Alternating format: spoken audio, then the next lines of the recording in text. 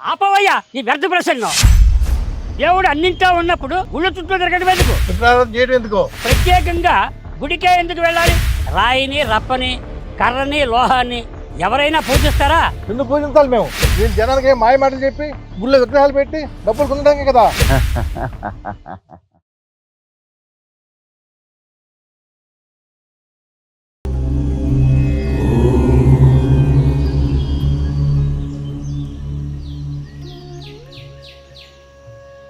వసుదేవసుతం దేవం కంసాచనూరమర్దనం దేవకీ పరమానందం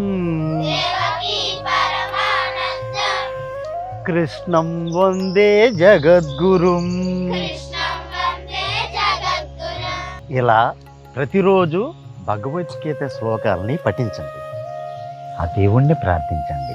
అసలు గుడికి ఎందుకు వెళ్ళాలి?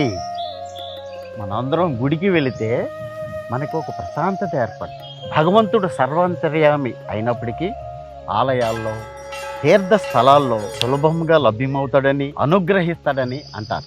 అయితే దేవాలయాలకు వెళ్ళాలి. దేవాలయాలకి వెళ్ళినప్పుడు శాస్త్రీయ ప్రయోజనాలు ఎన్నో ఉన్నాయి. సాధారణంగా ఆలయాలని మనం చూస్తున్నప్పుడు దాని భూమి లోపల పాజిటివ్ ఎనర్జీ ప్రసరించే చోట, ఆకర్షణ తరచుగా కేంద్రీకృతమైన చోట నిర్మిస్తారు. వేద మంత్రాలు రాసిన రాగపత్రాన్ని నిక్షిప్తం చేసి దానిపైన మూల విరాట్ను ప్రతిష్ఠిస్తారు. భగవంతుని దర్శించుకుంటున్న సమయంలో గర్భగుడిలో దీపం వెలుగుతూ ఉంటుంది. మనం ఎదురుగా కర్పూరాన్ని వెలిగించి హారతిస్తారు, గంటలు మోగుతాయి. ఇలా అన్ని వైపుల నుంచి పాజిటివ్ ఎనర్జీ సమీకృతం కావటం వల్ల మానసిక ఆనందం కలుగుతుంది. తద్వారా శారీరక ఆరోగ్యము పొందుతారు. ఆపవయ్యా ఈ వ్యర్థ ప్రసంగం. దేవుడు అన్నింటా ఉన్నప్పుడు గుళ్ళ చుట్టూ తిరగడం ఎందుకు? విగ్రహారాధన చేయడం ఎందుకు? ప్రత్యేకంగా గుడికే ఎందుకు వెళ్ళాలి? ఆ విగ్రహాలను ఎందుకు పూజించాలి? నేను జనానికి ఏం మాయ మాటలు చెప్పి గుళ్ళో విగ్రహాలు పెట్టి డబ్బులు పొందడానికి కదా. మీకు భగవంతుడి మీద నమ్మకం లేనట్టు, అందుకే ఇలా మాట్లాడుతుంది. అవును, మాకు నమ్మకం లేదు, విగ్రహారాధన పట్ల విశ్వాసం లేదు. రాయిని, రప్పని, కర్రని, లోహాన్ని ఎవరైనా పూజిస్తారా? ఎందుకు పూజించాలి మేము? ఎందుకో మీకు ఇప్పుడే నిరూపిస్తాను. ఆహా, అయితే నిరూపించండి. ఇతను మీ పనివాడేనా? అవును. ఎందుకు? అతన్ని మీ ఇంటికి పంపించి మీకు ఫోటో ఒకటి తెప్పించండి. ఫోటోనా? ఎందుకు? తెప్పించండి, ఎందుకో చెప్తాను. వెళ్ళరా.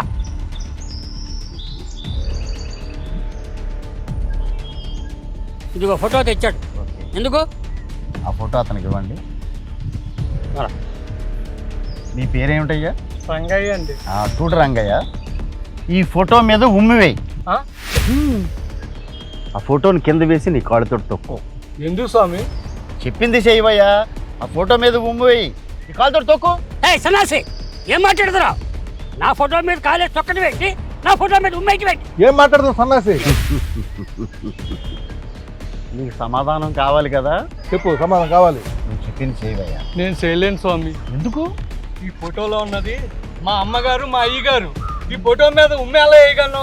ఎలా కాలుతో తొక్కగలను? ఎలా తక్కువతో? చూడు రంగయ్య, మీ అయ్యగారు నీ పక్కనే ఉన్నారు కదా, అందులో ఉన్నది ఫోటో మాత్రమే.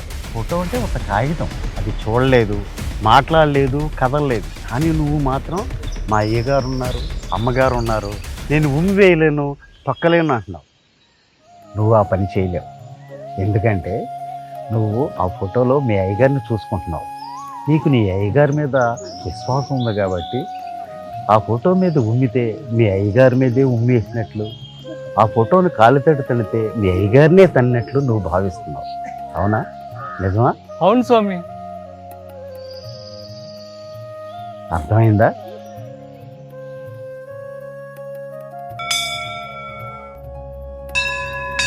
ఆ భగవంతుడు అన్ని చోట్ల ఉంటాడు, కానీ మనం ఆయన్ని పూజించాలనుకుంటాం, కోరికలు కోరాలనుకుంటాం, నివేదన చెప్పాలనుకుంటాం, కథలు చెప్పాలనుకుంటాం, ఆటలు ఆడాలనుకోవటం, స్నానం చేయించాలనుకోవటం. మనం మన జీవితాలతో ఏం చేస్తామో అన్నీ ఆ భగవంతుడితో చేయించాలని అనుకుంటాం. విగ్రహ రూపంలో ఉన్న ఆ భగవంతుని ఆకారాన్ని మనం సహచరుడిగాను, మన రక్షకుడిగాను, మన స్నేహితుడిగాను, మన మార్గదర్శకుడిగాను మనకు వరాలు ప్రసాదించే దేవునిగాను సాటి మనిషిగాను మనం భావిస్తూ ఉంటాం. విగ్రహం మనం చూడగలిగే ఆ దేవదేవుని యథార్థ ప్రతినిధి. అందుకే నేను గుడికి వెళ్ళినప్పుడు ఆ విగ్రహంలో 2 కళ్ళును సూటిగా చూస్తే అవి రాయిలాగానో లోహంలాగానో కనపడవు. మరో 2 జత కన్నులు నా వైపు నన్ను ప్రేమతో నవ్వుతూ పలకరిస్తున్నట్టుగా ఉంటుంది. అందుకే గుడికి వెళ్ళినప్పుడు మనసుతో చూడండి. ఆ దేవుడు మీ ముందు కనపడతాడు, మీరు చెప్పేది వింటాడు. అదే విగ్రహారాధన గొప్పతనం, అదే విగ్రహారాధన సారాంశం. అర్థమైందా? అర్థమైంది స్వామి, మీరు చెప్పాలనుకుంటే మాకు పూర్తిగా అర్థమైంది. ధన్యవాదాలు. విగ్రహార్థం గురించి బాగా చెప్పారు, మాకు బాగా అర్థమైంది. మేము తప్పుని క్షమించుకోండి.